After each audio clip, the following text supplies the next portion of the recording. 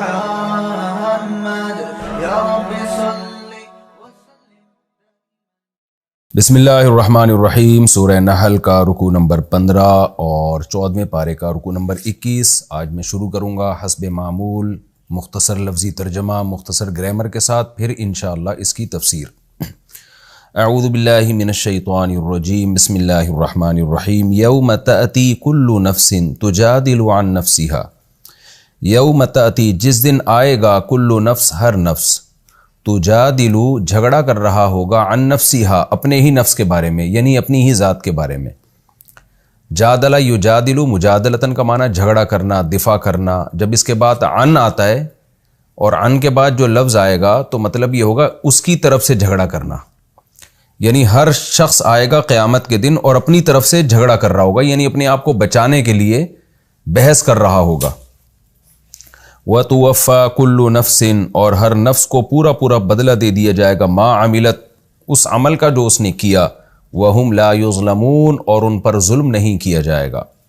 وَضَرَبَ اللَّهُ مَثَلًا اور اللہ بیان کرتا ہے مثلاً ایک مثال، قریتاً ایک بستی ہے، یعنی بستی کی مثال، کانت آمنتاً وہ بستی امن والی تھی، آمنہ بستی چونکہ مؤنث ہے اس لیے آمین کی جگہ آمنہ، امن والی بستی، مطمئنتاً اطمینان والی بستی، یعنی بے خوف۔ اطمینان کا مطلب کیا ہوتا ہے؟ کہتے ہیں نا بڑے اطمینان سے، یعنی بے خوف ہے، امن تھا، اور اسی کی مزید تاکید کہ ہر طرح سے بے خوف تھی وہ۔ یاتیہا رزقہا آتا تھا اس بستی کے پاس، اس بستی کا رزق۔ رزق کا مطلب زندگی گزارنے کے ضروری لوازمات، یہ مطلب خوب اچھی طرح یاد رکھنے۔ اردو میں ہم رزق کہتے ہیں صرف کھانے پینے کو، عربی میں رزق کا مطلب زندگی گزارنے کے ضروری لوازمات۔ تو اس بستی کے پاس اس کا رزق آیا کرتا تھا، رغدن رج کے، خوب رزق کی برسات تھی۔ من کلی مکان ہر طرف سے رزق کے دروازے تھے، من کلی مکان ہر طرف سے رزق آتا تھا۔ فَكَفَرَتْ بِأَنْعُمِ اللَّهِ پھر اس بستی نے اللہ کی نعمتوں کی ناشکری کی۔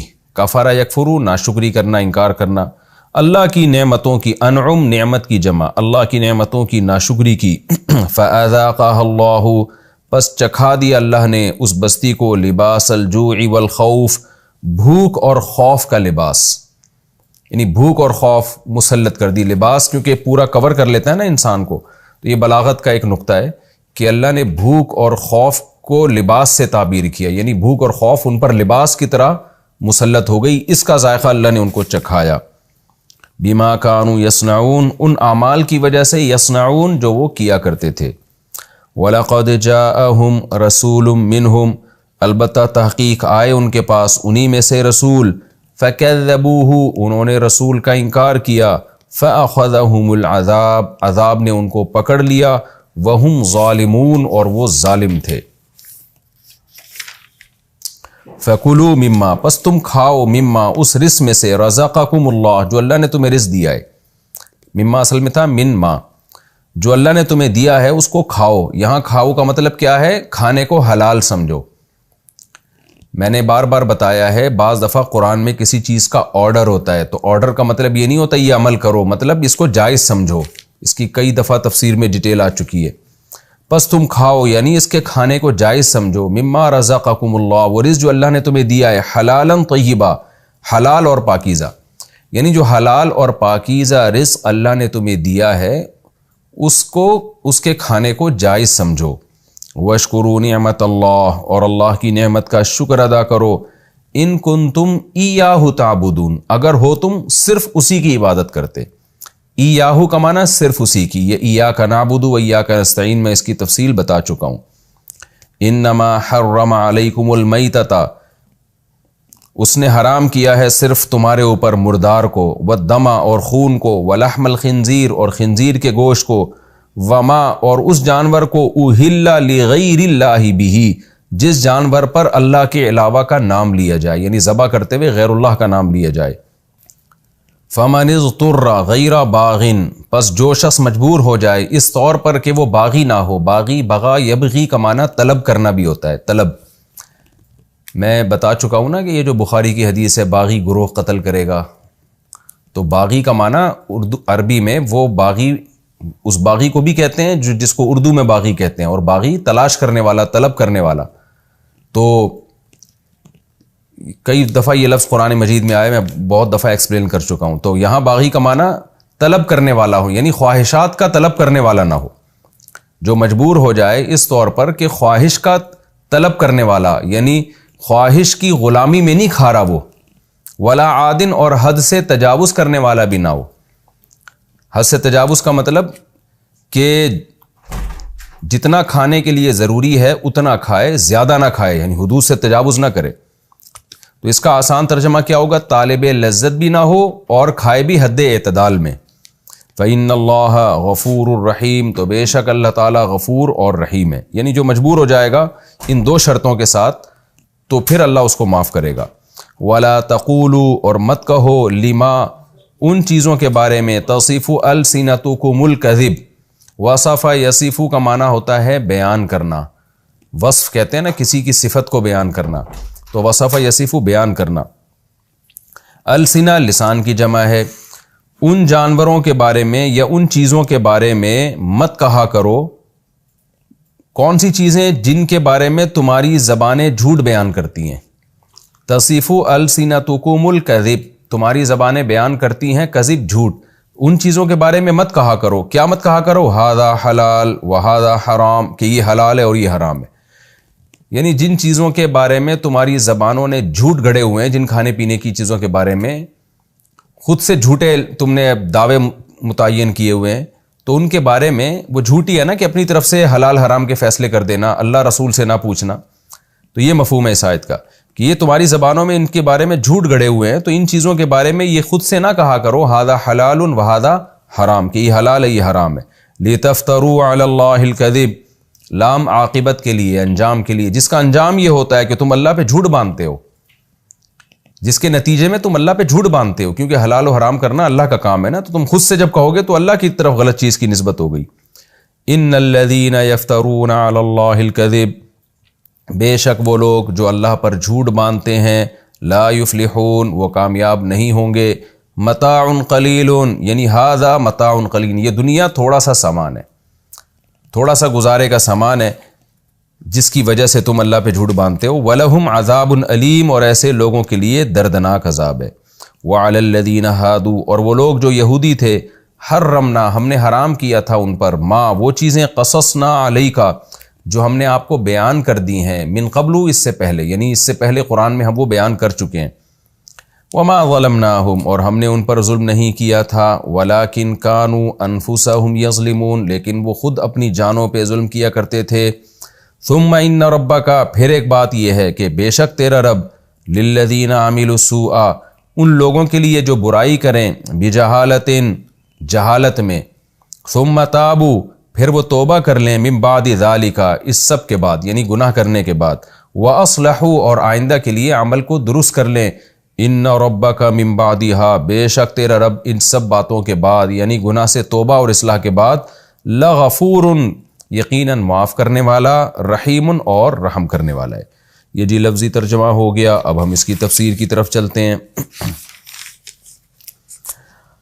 آپ کو معلوم ہے اس سے پہلے والے رکوع میں اللہ تعالیٰ نے اکراہ کے احکام بیان کیے تھے. جو جبر کے ساتھ غیر مسلم ہو جائے، دل میں مسلمان ہو، زبان سے کلمہ کفر کہہ دے، تو اللہ اس کو معاف کر دے گا.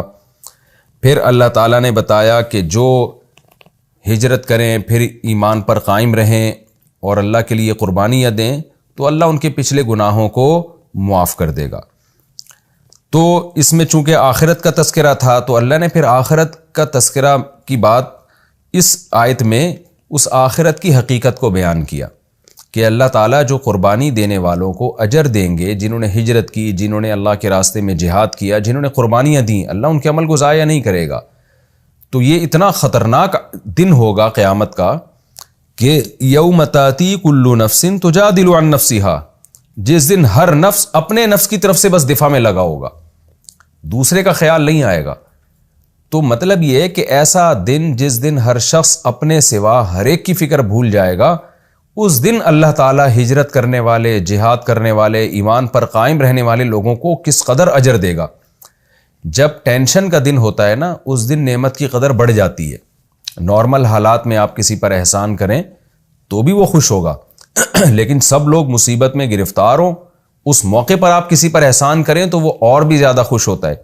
تو اللہ کہہ رہے ہیں کہ قیامت کے دن جب ہر نفس اس خوف میں ہوگا کہ میری جان کس طرح سے چھوٹے، میں بچوں، دوسرے کی کوئی فکر نہیں ہوگی، چاہے وہ باپ ہو، چاہے وہ ماں ہو، چاہے وہ بیوی ہو، چاہے وہ اولاد ہو، جیسے کہ سورہ عبس کے آخر میں ہے نا، یوم یفر المرء من اخیہ و امہ و ابیہ، ماں سے دور بھاگے گا، بیوی سے دور بھاگے گا، اولاد سے دور بھاگے گا، ہر نفس کو فکر ہوگی میری جان بچ جائے کسی طریقے سے۔ تو اللہ کہتے ہیں ایسی حالت ہوگی تو اس میں اللہ ہجرت کرنے والے، جہاد کرنے والے اور اللہ کے لیے قربانیاں دینے والوں کو بہترین اجر دے گا، اللہ ان کی مغفرت بھی کرے گا، ان پر رحم بھی کرے گا۔ تو اس لیے پچھلے رکوع میں یہ مضمون تھا، اگلے رکوع میں اس آیت سے شروع کیا کہ یہ وہ دن ہوگا جس دن ہر نفس اپنی طرف سے، اپنے ہی آپ کی طرف سے بددفاع کرے گا، وہ تو دوسرے کا خیال نہیں کرے گا۔ وَتُوَفَّى كُلُّ نَفْسٍ مَّا عَمِلَتْ، اور جس نفس نے جو عمل کیا ہوگا اس کو پورا بدلہ اس کا دے دیا جائے گا، اور ان پر ظلم نہیں کیا جائے گا، یعنی پوری سزا ملے گی ان کو، اور ظلم نہیں ہوگا، جتنا گناہ ہے اس سے زیادہ سزا اللہ نہیں دیں گے ان کو۔ تو ایسے دن کی تیاری کی ہمیں فکر کرنی چاہیے۔ اب آگے اللہ تعالیٰ ایک مثال بیان کر رہے ہیں کہ جیسے انفرادی سطح پہ جب کوئی شخص گناہ کرتا ہے تو اس کو سزا ملتی ہے، اور انفرادی سطح پہ ایک شخص نے ہجرت کی، جہاد کیا، اللہ کے لیے قربانیاں دیں، اس کو اس کا بہترین بدلہ ملے گا۔ اسی طرح قومی سطح پہ جب کوئی قوم جرائم کرتی ہے تو سزا بھی پھر قومی سطح پہ ملتی ہے، اور قومی سطح پہ جب کوئی قوم اللہ کی شکر گزار بنتی ہے تو بدلہ بھی اس کو قومی سطح پہ ملتا ہے، یعنی دنیا میں بھی بسا اوقات ایسا ہوتا ہے۔ تو اس کے لیے اللہ نے ایک بستی کی مثال دی ہے۔ وَضَرَبَ اللَّهُ مَثَلًا، اللہ بیان کرتا ہے ایک مثال، قَرْيَةً، ایک بستی کی، کانت آمنتاً، جو امن والی تھی، مطمئنتاً، بالکل بے خوف تھی، ہر لحاظ سے اطمینان والی، خوش عیشی والی زندگی گزار رہی تھی، تاتیہا رزقہا رغداً، چاروں طرف سے، من کلی مکان، ہر طرف سے رزق کی برسات تھی اس بستی کے اوپر، فکفرت بانعم اللہ، لیکن اس بستی نے اللہ کا شکر ادا کرنے کے بجائے اللہ کی نعمتوں کی ناقدری شروع کر دی۔ اور ناقدری کیسے کی اس کی تفصیل آگے آ رہی ہے۔ فَأَذَاقَهَا اللَّهُ لِبَاسَ الْجُوعِ، اللہ نے بھوک کا عذاب چکھایا اور خوف کا عذاب، دشمن مسلط کر دیے، یا اپنے ہی اندر دشمنی ان کو توڑ دیا، اللہ نے دشمنیاں پیدا کر دی، اور بھوک کا عذاب مسلط کر دیا، رزق کی نعمتیں اللہ نے ان سے چھین لیں، بما كانوا يصنعون، اس بدعملی کی وجہ سے جو وہ کیا کرتے تھے۔ یہ کون سی بستی ہے، اس کے بارے میں ہمیں کسی صحیح حدیث میں واضح بات نہیں ملتی۔ اس آیت کی تفسیر میں بہت سے علماء اس طرف گئے ہیں کہ کوئی بھی بستی تھی تو اللہ نے اس بستی کی لوکیشن، اس کی تاریخ کہ وہ کب تھی، یہ ہمیں بیان نہیں کیا، اس کو مبہم رکھا ہے۔ مبہم اس لیے رکھا ہے کہ تاکہ ایک اصول ہمیشہ سامنے رہے کہ اللہ کا یہ قاعدہ ہے کہ جب کوئی بستی جس پر، یا کوئی قوم جس پر اللہ کی خصوصی نعمتیں برس رہی ہوں، وہ جب اللہ کی نعمتوں کی ناقدری کرتی ہے تو بعض دفعہ دنیا میں بھی عذاب آ جاتا ہے اس کا، اور اللہ ان سے وہ معاشی ترقی چھین لیتے ہیں۔ یہ لازمی نہیں ہے کہ دنیا میں عذاب آئے، اصل تو قرآن سے بار بار پتہ چلتا ہے کہ جزا و سزا کا دن آخرت ہے، لیکن اللہ مثال سے ہمیں سمجھا رہے ہیں کہ ایسا بھی ہوا ہے کہ دنیا میں اللہ نے ان پر بھوک کا اور خوف کا عذاب مسلط کر دیا، تو یہ بھی ممکن ہے۔ اور یہ کب ممکن ہے؟ کہ جب کسی بستی پر رزق کی فراوانی ہو، وہ اللہ کا شکر ادا کرنے کے بجائے ناشکری شروع کر دے۔ تو اور بعض حضرات اس کی طرف گئے ہیں کہ یہ اس سے مراد مکہ ہے، لیکن پھر یعنی مکہ مراد ہے اس سے، کہ مکہ والوں نے پر رزق کی برسات تھی اور تجارت ہوتی تھی ان کی، جیسے لإیلاف قریش میں کہ گرمیوں میں بھی تجارت، سردیوں میں بھی تجارت، حالانکہ مکہ میں خود کچھ بھی نہیں تھا، لیکن تجارت کی برکت سے وہ اللہ نے بہت زیادہ رزق کی فراوانی بھی دی ان کو، اور بے خوف بھی تھے کیونکہ حرم امن کی جگہ تھی۔ لیکن پیغمبر کی انہوں نے نافرمانی کی، نبی صلی اللہ علیہ وسلم ان کے پاس آئے اور انہوں نے جھٹلایا، تو عذاب نے ان کو پکڑ لیا۔ وہ عذاب کیا تھا؟ یعنی بھوک کا عذاب اور خوف کا عذاب۔ بھوک کا عذاب کیا تھا؟ کہ مسلمانوں سے دشمنی ہوئی، پھر تجارتی قافلے بے خوف، یعنی ان کو خطرہ ہوا کہ مسلمان حملہ کریں گے ہمارے اوپر، ایک خامخواہ کی دشمنی مول لی انہوں نے، یعنی حق کی مخالفت میں اتنی ضد اور ہٹ دھرمی کہ اپنی تجارت کا بھی بیڑا غرق کیا، اور پھر مسلمانوں سے جنگیں شروع ہوئیں تو ایک خوف بھی مسلط ہو گیا، تو وہ امن بھی اللہ نے چھین لیا۔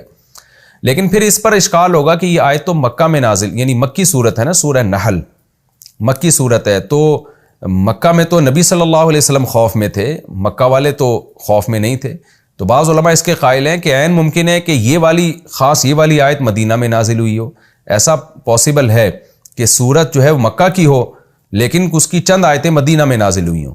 لیکن زیادہ مضبوط بات یہی معلوم ہوتی ہے کہ چونکہ سورت مکی ہے تو زیادہ یہی ہے کہ جب ایک سورت مکی ہے تو غالب یہی ہے کہ ساری آیتیں اس کی مکہ میں ہی نازل ہوئی ہیں. تو اس لیے زیادہ مضبوط بات یہی معلوم ہوتی ہے کہ اس سے مراد خاص مکہ نہیں ہے بلکہ کوئی پہلے زمانے میں کوئی بستی گزری ہوگی جس کو اللہ نے بڑی نعمتیں دیں، وہ بڑے شکر گزار یعنی بڑی نعمتوں میں تھے، بڑے اطمینان میں تھے، اور انہوں نے اللہ کی نعمتوں کی ناقدری شروع کر دی. ناقدری کیسے کی ہے؟ انہوں نے اللہ کی نافرمانی کرنے لگے ہوں گے. جب رزق کی فراوانی ہوئی تو زنا میں ہو سکتا ہے پڑ گئے ہوں، شراب کباب میں لگ گئے ہوں، تو یہ ساری برائیاں اس سوسائٹی میں آ گئیں. تو پھر اللہ نے کیا کیا؟ اللہ نے ان کو تباہ کیا. لیکن قرآن کہتا ہے ہم نے تباہ کرنے سے پہلے پیغمبر بھیجے تاکہ وہ ان کو سمجھائیں کہ تم پر جب اللہ کی رزق کی نعمتیں ہیں تو یہ رزق تمہیں اللہ دے رہا ہے تو اس کا شکر کرو.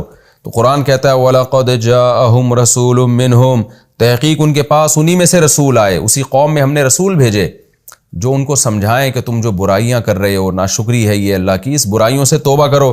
لیکن بجائے رسول کو ماننے کے فَكَذَّبُوهُ، انہوں نے رسول کا انکار کیا. فَأَخَذَهُمُ الْعَذَابُ، اور عذاب نے ان کو پکڑ لیا. وَهُمْ ظَالِمُونَ، اور وہ ظلم کرنے والے تھے، یعنی رسول کی نہ مان کر وہ ظالم تھے. تو دیکھیں اس سے ہمیں کیا پتہ چلتا ہے کہ بعض دفعہ اللہ بعض خاندانوں کو نوازتے ہیں، بہت معاشی ترقی ہوتی ہے ان میں، تو ان میں علماء جاتے ہیں. اب رسول تو نہیں آ سکتے لیکن علماء انبیاء کے وارث ہیں، حدیث میں آتا ہے. علماء ان کو سمجھاتے ہیں تو وہ تکبر کرنا شروع کر دیتے ہیں. جتنا پیسہ آتا ہے نا، بجائے شکر کرنے کے انسان میں بغاوت اور زیادہ پیدا ہوتی ہے. غریب آدمی ہم نے دیکھا ہے اللہ کے عام طور پہ زیادہ قریب ہوتا ہے، وہ دین کی بات سن لیتا ہے. جیسے جیسے دولت آتی ہے بجائے اللہ کے قریب ہونے کے اللہ سے اور دور ہونا شروع ہو جاتے ہیں. آج تو ہمیں زیادہ تر ایتھیزم دولت مندوں میں نظر آ رہا ہے. پیسہ آتا ہے، عیاشی آتی ہے، پھر مذہب ان کو برا لگنے لگتا ہے، اللہ رسول کی باتیں بری لگنے لگتی ہیں. تو ان لوگوں کو اپنے انجام سے ڈرنا چاہیے. آگے اللہ تعالیٰ فرماتا اچھا اس میں یہ بھی پتہ چلتا ہے کہ اطمینان اور رزق کی فراوانی یہ بھی اللہ کی بہت بڑی نعمت ہے. اگر کسی قوم کو اللہ نے معاشی ترقی دی ہے اور امن ہے تو یہ بہت بڑی نعمت ہے، اس کا جتنا شکر ادا کیا جائے کم ہے. فَكُلُوا مِمَّا رَزَقَكُمُ اللَّهُ حَلَالًا طَيِّبًا، پس تم جو روزی اللہ نے تمہیں دی ہے اس کو کھاؤ جو حلال طیب ہے، یعنی اس کو حلال سمجھو. اب اس آیت کا ربط کیا ہے؟ یعنی اللہ تو ایک بستی کا واقعہ بیان کر رہے ہیں کہ بستی نے ناشکری کی اور عذاب آیا، لہذا تمہیں چاہیے کہ اللہ کے حلال کو حلال سمجھو. تو کیا ربط ہے؟ مطلب رب کو خوب سمجھیے. شرک کرنا بھی اللہ کی ناشکری ہے، کیونکہ خاص طور پر ان آیتوں میں سب سے پہلے اہل مکہ کو خطاب ہے. تو اہل مکہ کو بھی سمجھایا جا رہا ہے کہ تم بھی تو ایک ایسی بستی ہو جس پہ خوف بھی نہیں ہے اور یہاں کچھ بھی پیدا نہیں ہوتا، ایسی زمین ہے جو بنجر ہے لیکن پھر بھی رزق کی فراوانی ہے. پوری دنیا سے تجارتی تمہارے تعلقات ہیں اور تمہیں لوگ قتل بھی نہیں کرتے، تمہیں لوگ مارتے بھی نہیں ہیں، تمہارے تجارتی قافلوں کو آرام سے مختلف ملکوں سے گزرنے بھی دیتے ہیں، صرف یہ سوچ کے کہ مکہ کے لوگ ہیں جی، یہ تو بیت اللہ کے رکھوالے ہیں، یہ تو ابراہیم علیہ السلام کی اولادیں ہیں، تو بڑے قبیلے ہیں قریش کے، اور قریش جیسے قبیلے ہیں یہ تو معزز لوگ ہیں. تو تم بھی اگر اللہ کی ناشکری کرو گے نا تو تمہیں بھی اللہ تباہ و برباد کر دے گا. تو تمہاری ناشکری کیا ہے؟ اللہ کے ساتھ شرک کرنا. اور مشرکین میں جو سب سے بڑا شرک تھا اپنی طرف سے چیزوں کو حلال اور حرام کر دینا. جیسے دوسرے مقامات پر کئی جگہ یہ مضمون ہے نا، اپنے بتوں کے نام پہ جانور چھوڑ دیتے تھے اور کہتے تھے اس جانور کا دودھ بھی حرام اور اس کا گوشت بھی حرام. تو اس کو کی قرآن بار بار نفی کر رہا ہے کہ یہ تم نے خود سے کیوں حلال حرام کر دیا؟ تو اللہ کا کام ہے نا، قانون سازی اللہ کے ہاتھ میں، تمہارے ہاتھ میں نہیں ہے. تو اللہ کے علاوہ کسی کو قانون سازی کا حق دینا یہ بھی ایک بڑا شرک ہے. مینجمنٹ کی حد تک تو انسان کو اجازت ہے کہ لال بتی پہ رکنا ہے اور گرین پہ چلنا ہے، ان چیزوں کا تو مینجمنٹ سے تعلق ہے نا. خود چیزوں کو حلال و حرام کر دینا اس کا تو انسان کو رائٹ ہی نہیں ہے. انسان کے لیے وہ ذات قانون بنائے گی جو انسان سے اوپر کی ہے. انسان اپنے سے نیچے والوں کے لیے قانون سازی کرے گا، جانوروں کے لیے، اپنے لیے نہیں کر سکتا. اپنے لیے تو انسان سے اوپر کی ذات ہے جو اللہ ہے، وہ بتائے گا کہ کیا لیگل ہے کیا انلیگل ہے.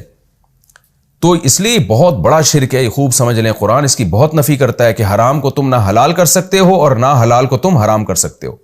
اس آیت کی روشنی میں پتہ چلتا ہے، آپ دیکھیں نا، اسلام نے نکاح اور طلاق کا ایک ضابطہ بنایا کہ بیوی حلال کب ہوتی ہے، حرام کب ہوتی ہے۔ ہماری عدالتوں نے سارے سیٹ اپ کا بیڑا غرق کر دیا ہے۔ میں بار بار چیختا ہوں عدالتی خلا کے خلاف۔ جب آپ بتاؤ کہ کھانے پینے کی چیز کو حلال حرام انسان نہیں کر سکتا، تو ایک عورت اور شوہر، ایک میاں بیوی کو ایک دوسرے پہ حلال و حرام کرنا، یہ تو اس سے زیادہ سنگین مسئلہ ہے۔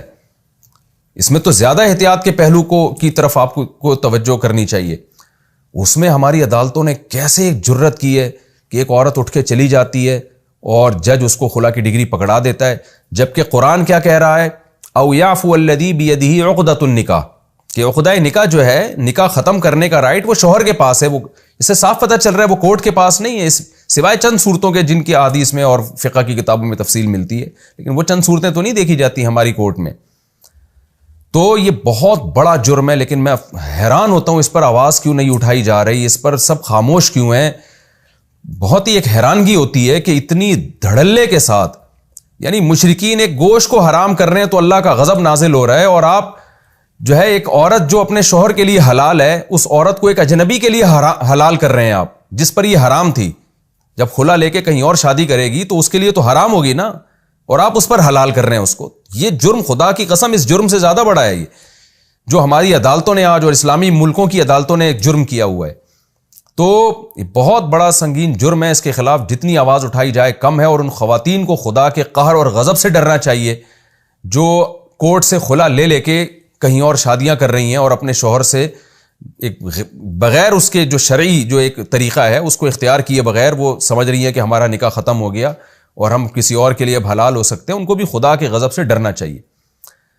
میرا کہ اس پر بیان تھا تو میں نے کسی خاتون کے نیچے کمنٹس پڑھے، میں نے بتایا کہ ہمارے ایک سابق صدر تھے جنہوں نے ظلم کرتے ہوئے کورٹ میں جو ہے نا یہ خلا کا ایک نظام چلا دیا کہ بس عورت کوئی معقول ریزن نہ بھی بیان کرے تو کورٹ طلاق کی ڈگری دے دے گی اس کو۔ تو میں پورا اللہ کے عذاب سے ڈرا رہا ہوں خواتین کو۔ نیچے خاتون نے کیا کمنٹس کیے ہوئے ہیں کہ اللہ وہ فلاں جرنل کو اللہ ہدایت کو کا اللہ اس کو بہت جزائے خیر دے کہ اس نے ہمارے لیے اتنی آسانی پیدا کر دی۔ تو آپ کے لیے آسانی نہیں پیدا کی ہے، آپ کے لیے اس نے جہنم میں جانے کے راستے کھول دیے ہیں۔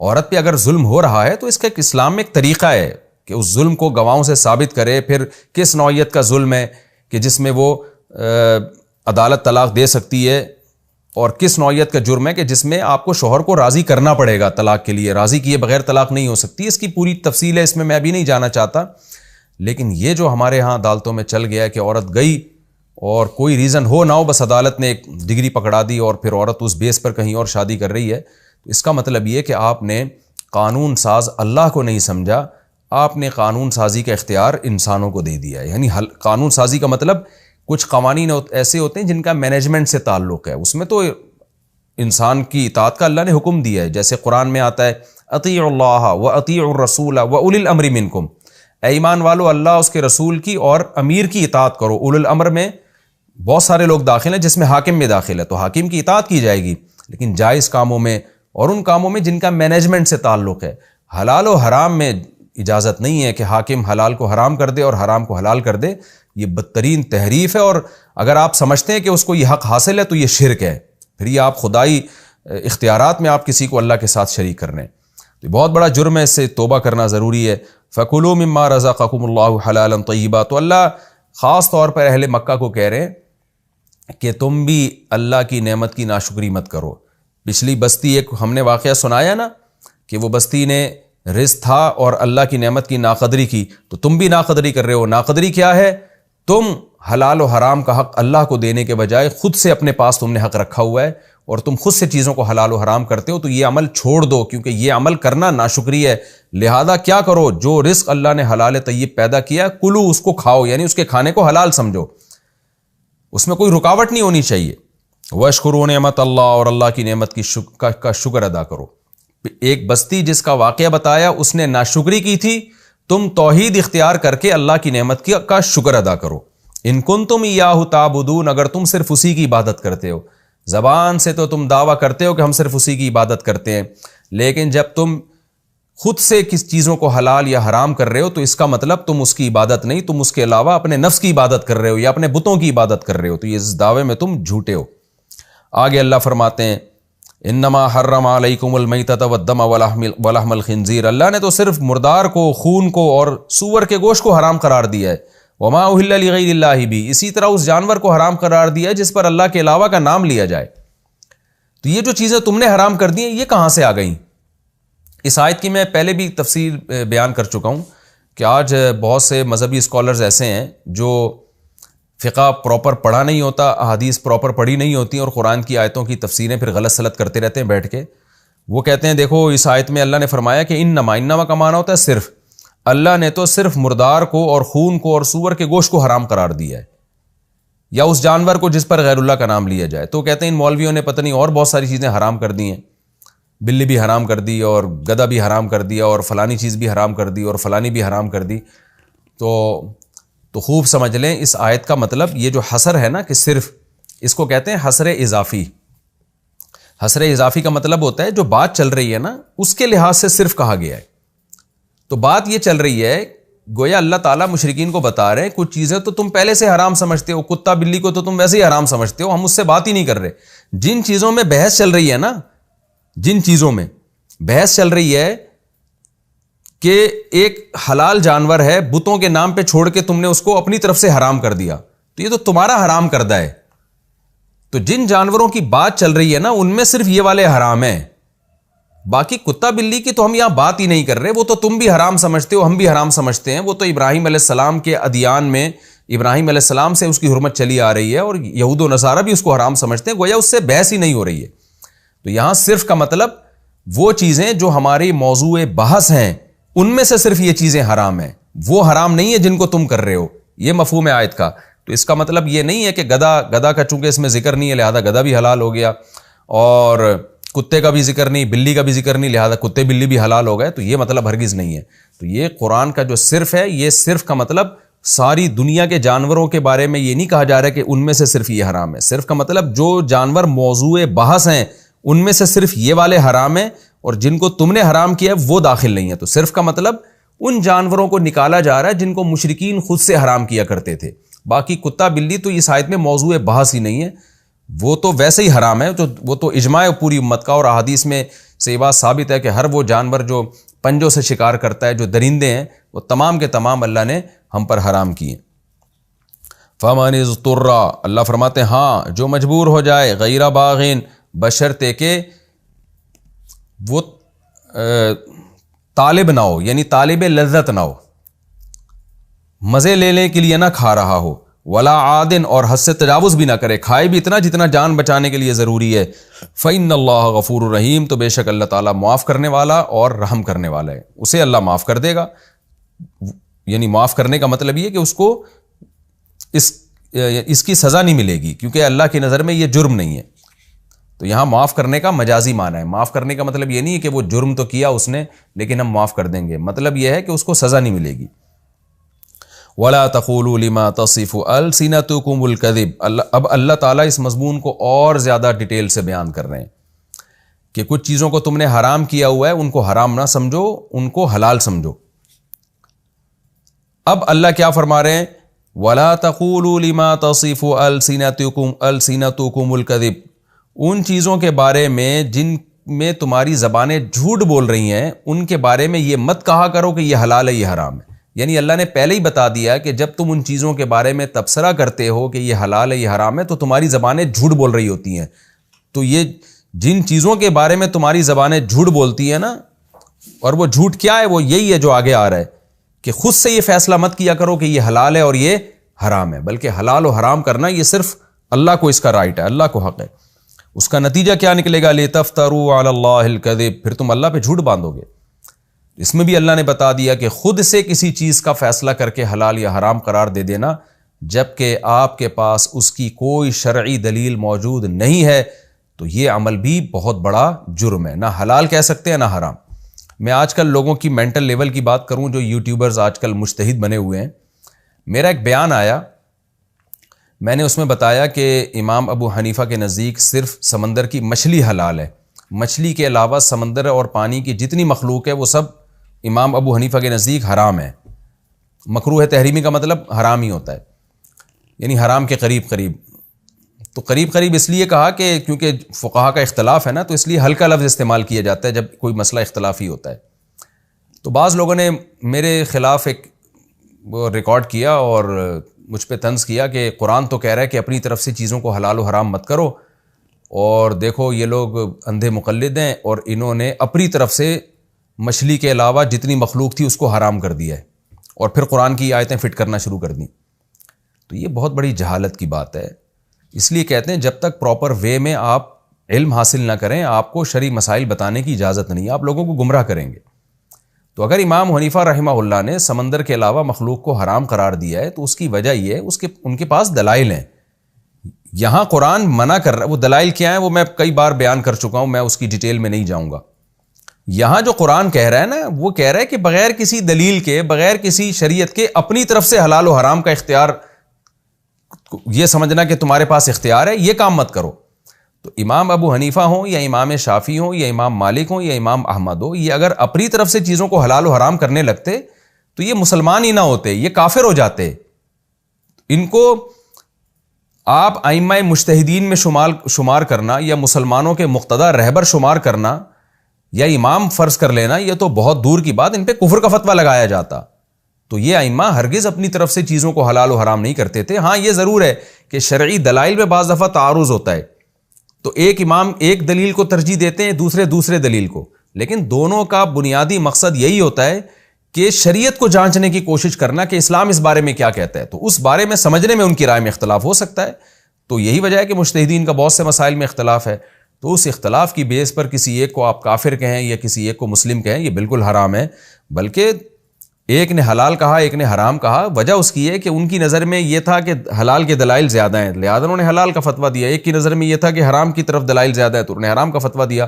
کچھ چیزیں تو ایسی ہیں جن کے بارے میں پوری امت کا اتفاق ہے، جیسے کتا، بلی، گدھا اور خچر اور جتنے بھی درندے ہیں، چیل، یہ سارے جانور تمام فقہا کے نزدیک حرام ہیں. اور کچھ کے نزدیک کیا تھا کہ کچھ مسائل میں اختلاف ہو گیا، سمندر کی تمام مخلوق حلال ہے یا حرام ہے. امام ابو حنیفہ رحمہ اللہ نے کہا کہ بھئی صرف مچھلی کھانے کا ثبوت ملتا ہے، باقی چیزوں کا ثبوت نہیں ملتا، لہذا انہوں نے اس کو حرام کہا. کیونکہ احلت لنا میتتان، حدیث میں آتا ہے 2 مردار ہمارے لیے حلال ہے، مچھلی اور ٹڈی. تو انہوں نے کہا کہ باقی تو مردار کو قرآن حرام قرار دیتا ہے، تو یہ بھی مردار کے حکم میں. دیگر ائمہ نے کہا کہ نہیں، احل لکم صید البحر، اللہ نے سمندر کے شکار کو حلال قرار دیا ہے، تو اس سے انہوں نے یہ مراد لی کہ بھئی ہر قسم کا شکار حلال ہے. اب میں ان دلائل کی بحث میں نہیں جاتا، اس پر میرے کلپ موجود ہیں. تو صرف میرا بتانے کا یہ مقصد ہے کہ اگر امام صاحب آپ امام ابو حنیفہ ایک چیز کو ناجائز قرار دے رہے ہیں اور آپ یہ فتویٰ دو کہ کوئی دلیل نہیں ہے، خام خواہ ناجائز قرار دے دیا، تو آپ جب مطالعہ کریں گے تو آپ کو دلائل نظر آئیں گے. لیکن ان لوگوں پر اشکال یہ ہوتا ہے کہ حلال ہونے کی بھی تو کوئی مضبوط دلیل نہیں ہے نا. مچھلی کے علاوہ اگر سمندر کی باقی مخلوق حلال ہوتی تو کہیں تو نبی سے کھانا یا صحابہ یا تابعین سے کھانا ثابت ہوتا نا، کیکڑے کا کھانا یا باقی مخلوق کا کھانا کہیں تو ثابت ہوتا، کہیں بھی ثابت نہیں ہے. تو اس لیے اگر حرام قرار دینا جرم ہے تو حلال قرار دینا بھی جرم ہے. تو قرآن تو کہہ رہا ہے نہ یہ کہا کرو کہ ہذا حلال، یہ حلال ہے، اور نہ یہ کہا کرو یہ حرام ہے، جب تک تمہارے پاس کوئی دلیل نہ ہو اپنی طرف سے حلال و حرام مت کرو.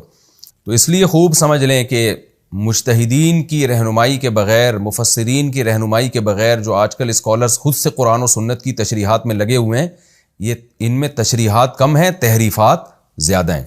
بہرحال ہمیں یہ بات معلوم ہو گئی کہ اللہ کی طرف سے اس پر بہت سخت پابندی ہے کہ آپ شرعی دلیل کے بغیر اپنے کلچر کی وجہ سے یا جہالت کی وجہ سے آپ خود بخود چیزوں کو حلال و حرام کرنا شروع کر دیں، جیسے کہ آج کل یہ کام شروع ہو چکا ہے. تو یہ بہت بڑا جرم ہے اور اس کو افتراء علی اللہ کا قرار دیا گیا ہے. یہ اللہ پہ جھوٹ ہے اور اس کو ناشکری قرار دیا گیا ہے، اور ایسی ناشکری جس کی وجہ سے اللہ کا بستیوں پر عذاب آتا ہے. آگے اللہ فرماتے ہیں ان الذین یفترون علی اللہ الکذب، بے شک وہ لوگ جو اللہ پر جھوٹ باندھتے ہیں، لا یفلحون، وہ کامیاب نہیں ہو سکتے. متاع قلیل، اللہ پہ جھوٹ باندھا کیوں جاتا ہے، خود سے قانون سازی کیوں کی جاتی ہے؟ دنیا کے چند ٹکوں کی خاطر. مثال کے طور پر ہماری کورٹ نے جو خلا کا فیصلہ دیا نا کہ عورت بھی خود سے جا کے یک طرفہ خلا لے سکتی ہے، یورپ کو خوش کرنے کے لیے، اہل مغرب کو، امریکہ کو خوش کرنے کے لیے، تاکہ وہاں سے امداد آئے، کیونکہ وہ ویمن رائٹس کے خلاف سمجھتے ہیں اس بات کو کہ مرد کے پاس ڈیورس کا حق ہو۔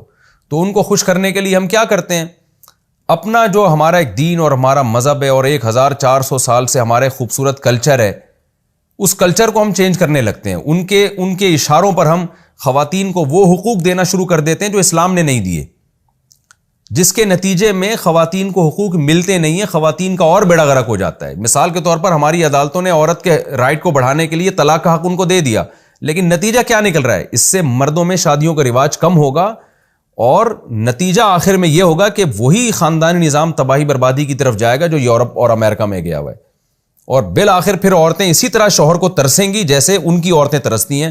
کوئی مرد ان سے نکاح کے لیے تیار نہیں ہوتا، گرل فرینڈ اور بوائے فرینڈ یہ سیٹ اپ چلتا رہتا ہے، جو بڈھے ہونے کے قریب ہوتے ہیں پھر جا کے جناب وہ وفا کرتے ہیں اور عورتوں سے نکاح کرتے ہیں، ورنہ جو رزلٹ اس سوسائٹی میں عورت کا حشر ہے وہ آپ جا کے اپنی آنکھوں سے دیکھ سکتے ہیں۔ تو یہی نتیجہ نکلے گا۔ تو اللہ فرماتے ہیں یہ سب تم متاع قلیل، دنیا کے چند ٹکوں کی خاطر کر رہے ہو، تو یہ متاع قلیل ہے، وَلَهُمْ عَذَابٌ عَلِيمٌ، لیکن ایسے لوگوں کے لیے دردناک عذاب ہے۔ اب وہی قرآن اشکال کا جواب دیتا ہے کہ یہودی فوراً اعتراض شروع کر دیتے تھے، اچھا بھائی حلال و حرام کا اختیار تو اللہ کے پاس ہے، تو یہ جو اونٹ آپ کھاتے ہیں یہ تو حرام ہے، یہ حلال کیسے کر دیا آپ نے؟ تو قرآن ایک پہلے ڈیٹیل میں جواب دے چکا ہے، اب صرف اس جواب کی طرف قرآن ہلکا سا اشارہ کر رہا ہے کہ وَعَلَى الَّذِينَ هَادُوا، جو یہودی لوگ تھے، حرمنا، ہم نے ان پر خود حرام کیا تھا، ما قصصنا علیک من قبل، وہ چیزیں جو ہم پہلے بیان کر چکے ہیں۔ قرآن میں ہماری تفسیر کے لیکچر میں بھی سورہ انعام میں یہ گزر چکا ہے، وَحَرَّمْنَا عَلَيْهِمْ شُحُومَهُمَا، جانوروں کی چربی حرام کر دی تھی اللہ نے۔ تو اللہ کہتے ہیں وہ ہم نے خود سے حرام کی تھی اور اس کی ایک حکمت تھی، وَمَا ظَلَمْنَاهُمْ، ہم نے ان پہ ظلم نہیں کیا تھا، وَلَٰكِنْ كَانُوا أَنفُسَهُمْ، یہ خود اپنی جان پہ ظلم کرتے تھے، تو ان کے گناہوں کی وجہ سے ہم نے حرام کی تھی، وہ اصل میں حرام نہیں ہے، تو وہ حلال ہیں۔ تبھی جو محمد صلی اللہ علیہ وسلم اونٹ بھی کھاتے ہیں، اونٹ کی چربی بھی کھاتے ہیں، گائے کے گوشت کو بھی حلال سمجھتے ہیں، اس کی چربی کو بھی حلال سمجھتے ہیں، تو وہ اس لیے نہیں کہ اپنی طرف سے حلال کیا، بلکہ اس لیے کہ وہ ویسے ہی اللہ کی طرف سے حلال ہے، یہودیوں پر کسی خاص وجہ سے وقتی طور پر حرام ہوئی تھی وہ۔ وَلَٰكِنْ كَانُوا أَنفُسَهُمْ يَظْلِمُونَ ثُمَّ إِنَّ رَبَّكَ لِلَّذِينَ عَمِلُوا السُّوءَ بِجَهَالَةٍ، پھر اللہ ایک امید کی بات کر کے سب کو ایک تسلی دیتے ہیں کہ دیکھو جو کچھ تم سے ہو چکا ہے نا وہ بھول جاؤ۔ کسی نے شرک کیا، کسی نے اپنی طرف سے چیزوں کو حلال کیا، کسی نے اپنی طرف سے چیزوں کو حرام کیا، جو کچھ کرتے رہے یا اب تک جو ناشکری ہوئی جس کی بیس پر اللہ بستیوں کو ہلاک کر دیتا ہے، تو خوب سمجھ لو ثم، بڑے اہتمام سے جب کوئی بات بیان کی جاتی ہے تو ثم سے کہ پھر ایک بات کان کھول کے سنو، ان ربک، بے شک تیرا رب، للذین عملوا السوء، ان لوگوں کے لیے جو برائی کر بیٹھتے ہیں، بجہالت، جہالت میں۔ یہاں جہالت کا یہ مطلب نہیں ہے کہ ان کو مسئلے کا علم نہیں تھا اس لیے برائی کر لی، اس کو کہتے ہیں قید اتفاقی۔ میں کئی بار قید اتفاقی یعنی اور احترازی، اتفاقی شرط کسے کہتے ہیں، احترازی کسے کہتے ہیں، کئی بار ایکسپلین کر چکا ہوں۔ احتراز کا مطلب یہ ہوتا ہے کہ یہ بطور شرط کے بیان کیا جا رہا ہے، یعنی شرط کا مطلب جو لوگ برا عمل کریں جہالت میں تو ان کی توبہ قبول ہوگی۔ اس سے یہ مفہوم ہو رہا ہے کہ اس کا مطلب جان بوجھ کر اگر گناہ کریں تو توبہ قبول نہیں ہوگی، خوب سمجھ لیں یہ مطلب نہیں آیت کا۔ یہاں جہالت کا مطلب یہ کہ جو بھی گناہ کرتا ہے جہالت میں ہی کرتا ہے، وہ چاہے اس کو یہ علم ہو کہ یہ حرام ہے، گناہ ہے، بری بات ہے، پھر بھی اگر کر رہا ہے تو قرآن اس کو جاہل ہی کہتا ہے، اس لیے کہ وہ علم جو آپ کو عمل کے لیے موٹیویٹ نہ کرے، وہ علم کا ہونا نہ ہونا برابر ہے، تبھی تو قرآن پڑھے لکھے لوگوں کو بھی جاہل کہتا ہے نا۔ تو یہاں جہالت سے اردو والی جہالت مراد نہیں ہے، بلکہ وہ جہالت ہے جو گناہ کرنے والے کو اللہ خطاب دیتا ہے کہ یہ جاہل لوگ ہیں۔ جیسے قرآن میں مشرکین کو بھی جاہل کہا گیا ہے نا، حالانکہ ان کو تو علم تھا کہ یہ بت ہمارا کچھ بھی نہیں کر سکتے، پھر بھی اللہ نے ان کو جاہل کہا ہے۔ تو یہاں مراد یہ ہے کہ جو بھی گناہ کرتا ہے وہ جہالت میں ہی، کیونکہ اللہ کی خشیت کا علم اس کو نہیں ہوتا، اس کے انجام کی طرف وہ سوچتا نہیں ہے۔ تو خوب سمجھ لیں جب بھی قرآن میں اس طرح کا لفظ آتا ہے نا کہ جو جہالت میں گناہ کرتے ہیں ان کی توبہ قبول ہوتی ہے، تو اس کا یہ مطلب نہیں ہے کہ جو جان بوجھ کر گناہ کرتے ہیں ان کی توبہ قبول نہیں ہوتی، بلکہ یہ جہالت سے مراد وہ جہالت ہے جو گناہ گار کے ساتھ چمٹی بھی ہوتی ہے۔ جب بھی کوئی گناہ کرے گا چاہے وہ عالم بھی ہو تو وہ اس وقت جاہل ہی ہوتا ہے وہ۔ تو اللہ فرماتے ہیں پھر تیرا رب ان لوگوں کے لیے جو جہالت میں گناہ کر بیٹھے ہیں، ثم تابوا، پھر اس کے بعد توبہ کر لیں اس گناہ کرنے کے بعد، واصلحوا، اور آئندہ کے لیے اصلاح بھی کر لیں۔